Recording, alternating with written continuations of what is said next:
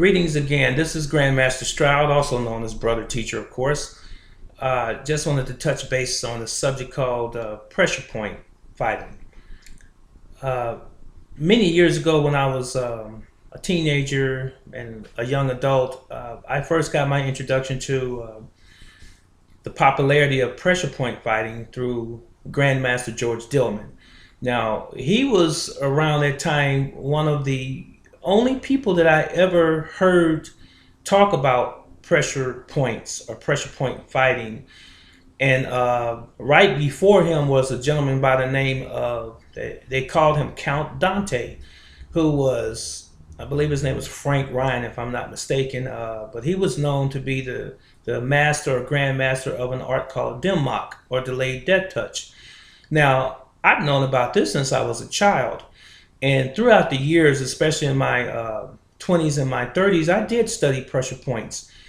Outside of just vulnerable points of the human body, their vulnerable points or their vital areas or spots in the body that we were typically taught as children and adults, even in martial arts, such as the eyes, the throat, the nose, and the lungs, or the solar plexus, if you will, and the groin and knees. Those were basic things given to most martial artists, particularly in the United States.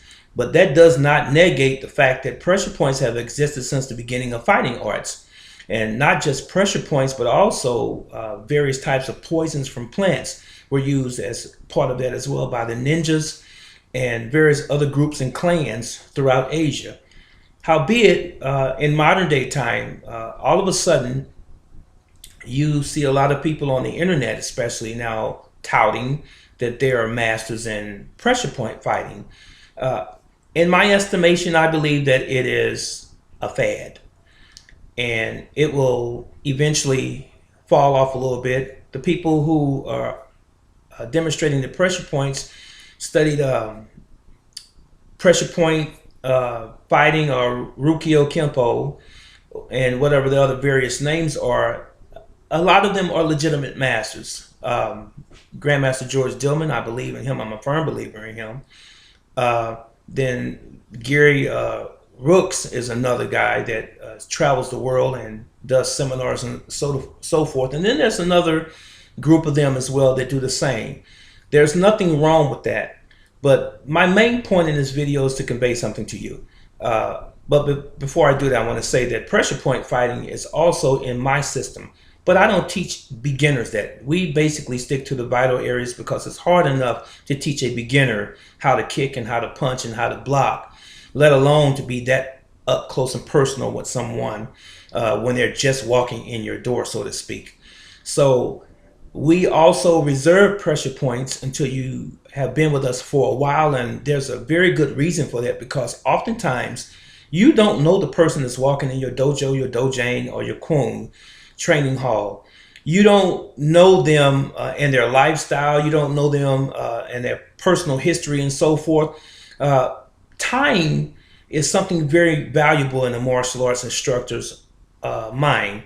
And the reason I say that is because you want to have a person around you long enough so you can get to know them. And you don't know them just in a flash in the pan, them just walking into your school in a couple of days and you're just divulging all of these secrets of your system or your art.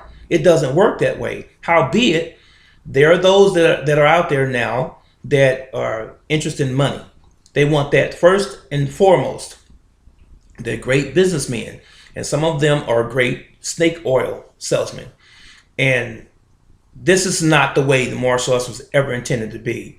You have to develop a rapport, a relationship with your student, and find out where their mind actually is. Because, we know the martial arts is flooded with a lot of renegade martial artists.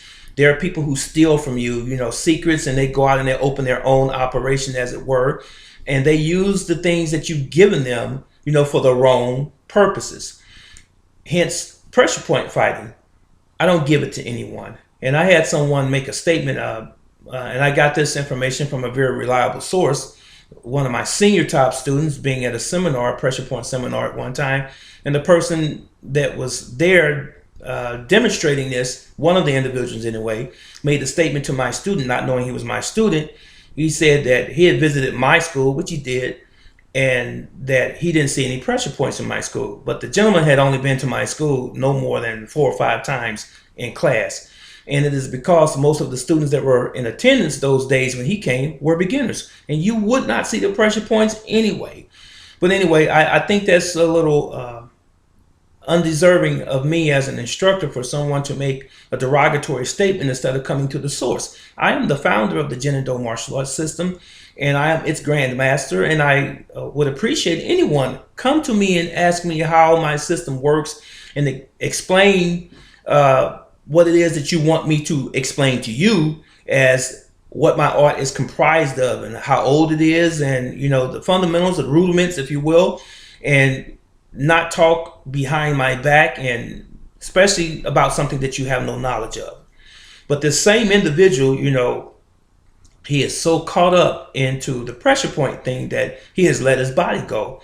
And that's unfortunate. This is another subject for another video maybe, about martial artists who become obese or extremely obese. And I've seen a lot of Aikido masters, just because you know the way of harmony doesn't mean you should let your body go. I've seen a lot of ju-jitsu masters also. Just because you've learned ju-jitsu and manipulations and so forth is no reason for you to let your body go. And just because you know pressure point, you're waiting on a person to get in close to you so that you can manipulate them and knock them out perhaps, or kill them if you have to. That's no reason for you to become fat like that, because we are supposed to be the first line of defense for the martial arts and what the martial arts actually represents. When you say that you're a martial arts instructor, you're supposed to look the part. I don't care if you're 80 or 90 years old. You might be older and frail, but you're supposed to look the part. You're not supposed to be sitting down with your belly sitting in your lap. Unless a person has a health issue that's beyond their control, that should be the exception, but not the rule.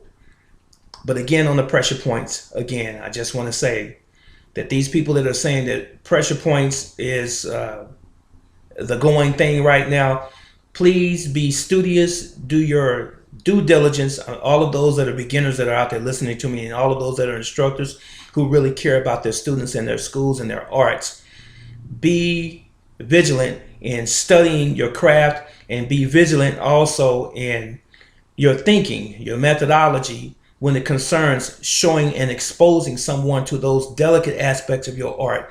And don't be so, how should I say, rash to jump right out there and start teaching people pressure points, and they haven't been with you for years and you don't know them that well. So the things again that we see in these videos, I mean, the internet is flooded. YouTube is flooded. They're having seminars all over the place, pressure points and so on and so forth. But there's a whole lot of pros and cons to pressure points as well. You have to know that you can only do it so long on certain people, and you can only do it on certain people because of health factors or risk. Some people don't teach you that. I mean, it's basic common sense on that level.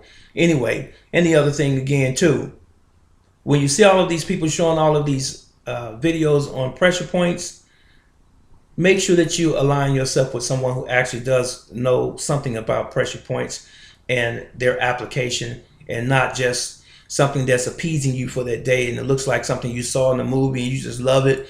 Because a true legitimate instructor is not going to teach you walking in the door pressure points. It just doesn't work that way. Now, there are some people who do indeed focus only on that aspect of martial arts. I'm not referring to them necessarily, unless they do this with kid gloves. The truth is still the same, excuse me, but the truth is still the same.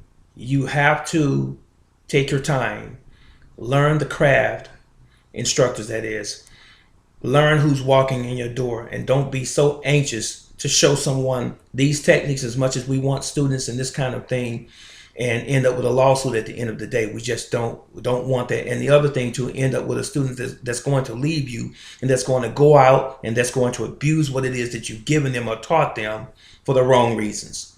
That was it. This is Grandmaster Reginald Strauss Sr. I'll see you again in the next video. Yeah, I love you and I love you. You be blessed.